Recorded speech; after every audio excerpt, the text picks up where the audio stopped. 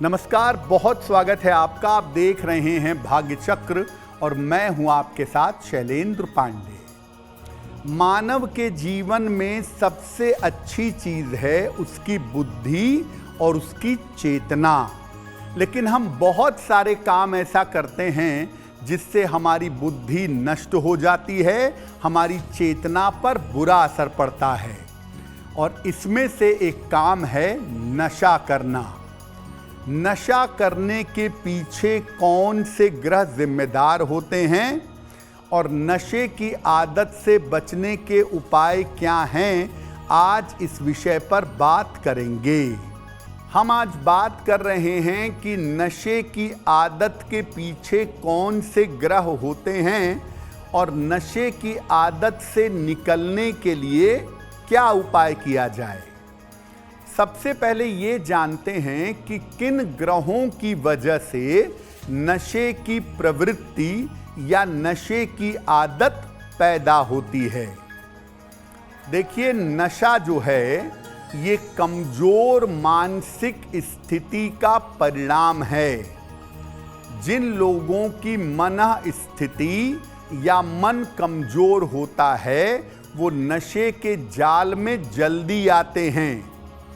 इसीलिए नशे के पीछे चंद्रमा जरूर होता है, क्योंकि ये मामला होता है मन का। अगर शनि का प्रभाव है इसमें तो नशे की प्रवृत्ति लंबे समय तक बनी रहती है।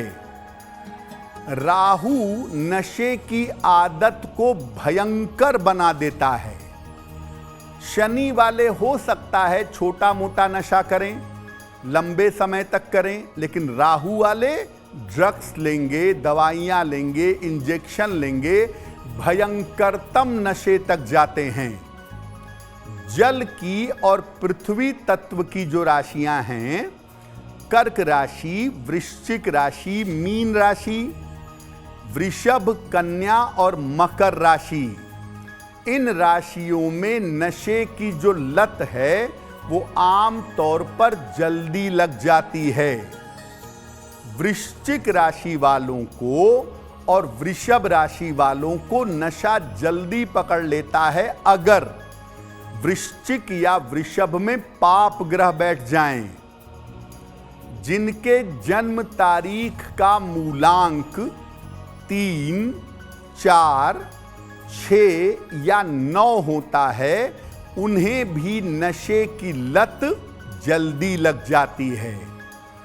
कुंडली का जो पंचम भाव है और जो चंद्रमा है, इसको आप गौर से देखिए। इसमें से कोई भी गड़बड़ होगा, आदमी नशा करेगा। और नशा किस लेवल का करेगा, इसके लिए आपको राहु की स्थिति देखनी पड़ेगी। अगर राहु इसको ज्वाइन कर रहा है तो नशे के बिना एक कदम भी चल पाना मुश्किल होगा। बहुत बार आपने देखा होगा कि तमाम लोग ऐसे होते हैं जो नशे की आदत एक समय पर होती है और एक समय पर बिल्कुल उसको छोड़ करके आगे बढ़ जाते हैं। नशे की आदत से छुटकारा मिल जाता है। कब ऐसा होता है? अगर कुंडली में मजबूत बुध हो या मजबूत बृहस्पति हो तो ये आपके मन को एक समय पर बड़ा मजबूत कर देता है और आप इस आदत से छुटकारा पा जाते हैं। वायु और अग्नि राशियों के लोग, वायु राशि मतलब मिथुन, तुला, कुंभ, और अग्नि राशि का मतलब मेष, सिंह और धनु, इन राशियों के लोग बड़ी आसानी से परमात्मा की कृपा से, अपने प्रयास से, गुरु के आदेश से नशे से बाहर आ जाते हैं। कभी कभी ऐसा होता है कि आपकी खराब दशा चल रही है, मान लिया आपकी राहु की दशा चल रही है और आप नशे में डूब गए हैं। राहु खत्म हुआ, बृहस्पति शुरू हुआ, एकदम से आपने नशा छोड़ दिया तो सही दशा आने पर भी नशे की आदत छूट जाती है। जो लोग शुक्र प्रधान होते हैं वो स्टाइल मारने के लिए या शौक में नशा करते हैं, लेकिन कुछ समय के बाद ये नशा पूरी तरह से छोड़ देते हैं। तो ये भी समझने की बात है कि कभी कभी ग्रहों की स्थिति ऐसी होती है कि आप नशे में जाते तो हैं, लेकिन कुछ समय के बाद स्थितियां जब परिवर्तित होती हैं या ग्रहों की जब कृपा होती है तो आप नशे को पूरी तरह से छोड़ देते हैं। बहुत सारे लोग शराब का नशा करते हैं, या नशा करने में सबसे ज़्यादा जो लोगों को आदत होती है वो होती है शराब की। शराब के नशे की आदत आती कैसे है? देखिए, ये जो प्रवृत्ति है ये ज़्यादातर राहु से संबंध रखती है। राहु इसमें महत्वपूर्ण भूमिका निभाता है। साथ ही साथ बृहस्पति का खराब होना या बृहस्पति का दूषित होना भी शराब पीने की आदत पैदा करता है।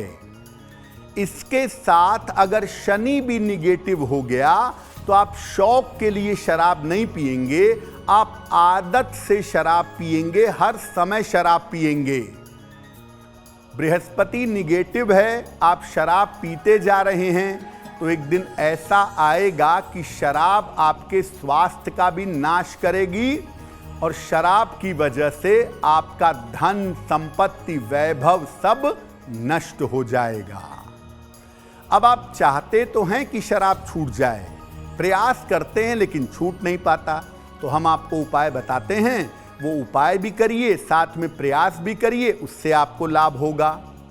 रोज सूर्य देव के सामने बैठ करके गायत्री मंत्र का जप करिए।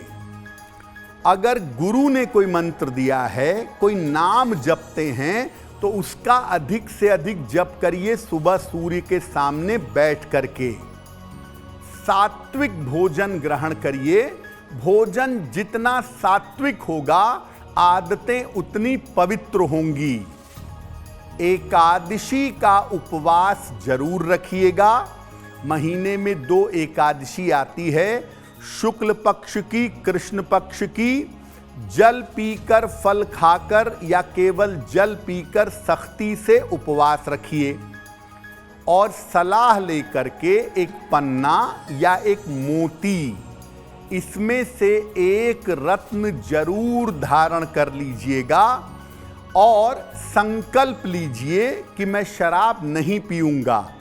हो सकता है बार बार संकल्प टूट जाए, कोई बात नहीं, दोबारा से कोशिश करिए, तिबारा से कोशिश करिए और नाम का जप या गायत्री मंत्र का जप या गुरु ने जो मंत्र का जप दिया है उस पर पूरी आस्था बनाए रख के उस जप को बढ़ाते जाइए, आपकी ये आदत छूट जाएगी।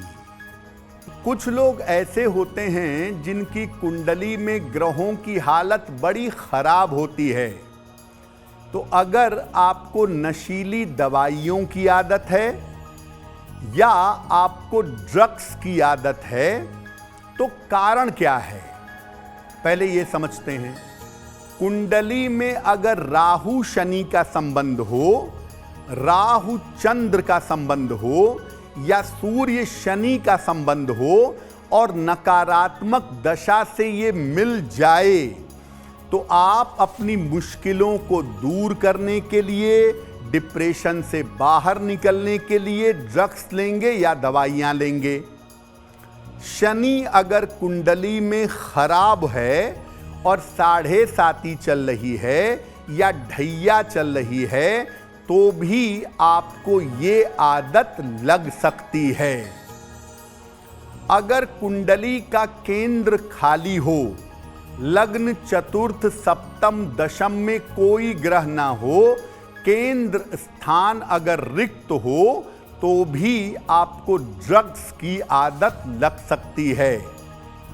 चंद्रमा अगर पापक्रांत हो, बुरी तरह पाप ग्रहों से प्रभावित हो, या आपका जन्म अमावस्या का हो और कुंडली का पंचम भाव खराब हो तो आप भयंकर तरीके के नशे के शिकार हो सकते हैं। ज्यादातर भयंकर नशा चंद्रमा के बुरी तरह से खराब होने पर और पंचम भाव के चौपट होने पर आदमी को पकड़ लेता है।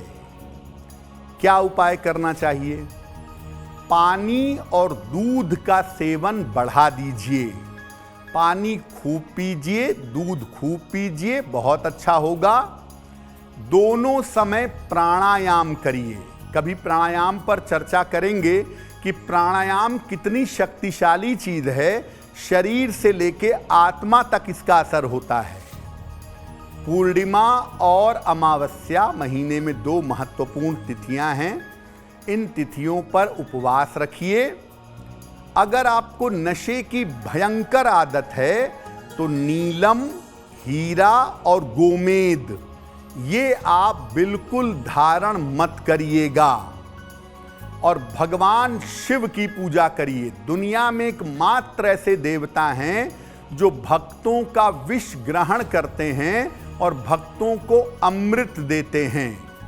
तो भगवान शिव के नाम का जप या रुद्राष्टक का आप जितना ज्यादा पाठ करें उतना ही आपके लिए शुभ होगा। अब वक्त हो गया है ऐसा क्यों का। ऐसा क्यों में हम बात करते हैं आपके मन की जिज्ञासाओं के बारे में, उसके तर्क के बारे में और उसके सरल समाधान के बारे में।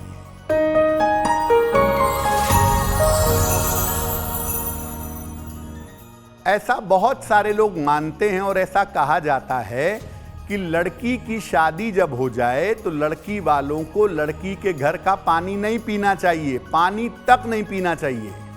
और बहुत सारे लोग आज तक इसका पालन करते हैं। ऐसा क्यों? देखिए, अगर विवाह के बाद आप अपनी पुत्री के घर का पानी पी लेंगे, खाना खा लेंगे, तो इससे आपका पुण्य नष्ट हो जाएगा, इससे आपको पाप लगेगा, ऐसा कुछ नहीं है। इसके पीछे का भाव समझिए।